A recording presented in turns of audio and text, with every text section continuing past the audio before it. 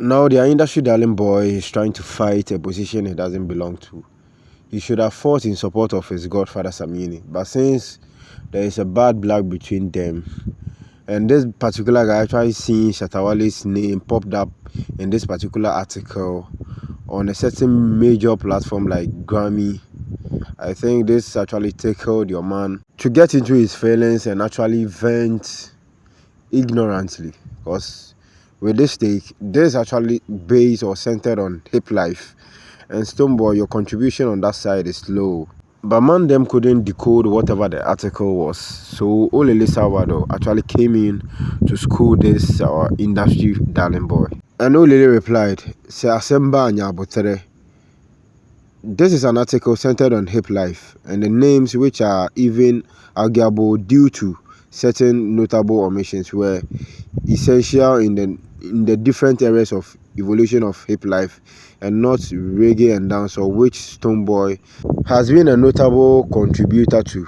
Those two honorable mentions in reggae and dancehall were leading names in that era. Lenda by Samini and Mokoho by Bandana and now Shatta Wale were monster hip life hits. Stone had only begun his career under a wing of Samini years after. That's a fact. Richie Asem R2Bs. Them saw no get feature self as a main characters in the article, although giving honorable mentions. The article there, through the lens of hip life, more names they with them omit as main characters. But of course, there is only much an article can take, more to come. Let's give it same energy and support when the others come. This is what Stonebwoy wrote that triggered that reply from Olele.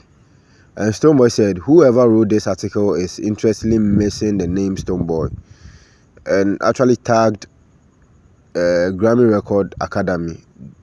Do due diligence before you publish half those articles, aiming to capture the true state of the aiming to capture the true image of the state of Ghanaian sound.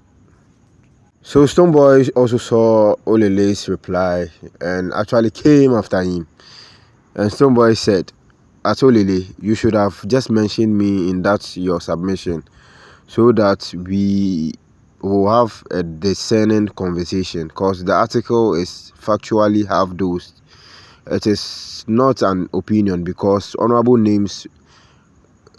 mentions without at Bright, Bookback, at VVIP, at Obrafo and Kwakese. This thing is getting interesting, and Olele too replied and said, no, FO, where I had to mention you, I did, by quoting your tweet. The rest is obviously side commentary. There is no way the collective sound of Ghana music can be written without you, because your contribution, especially in reggae and dancehall, that's all. Truly speaking, Stonebwoy is getting it hard to understand this article. This particular article is centered on hip life. That time, Stonebwoy, did the scene inside, and it's clear, the evidence is everywhere, Charlie.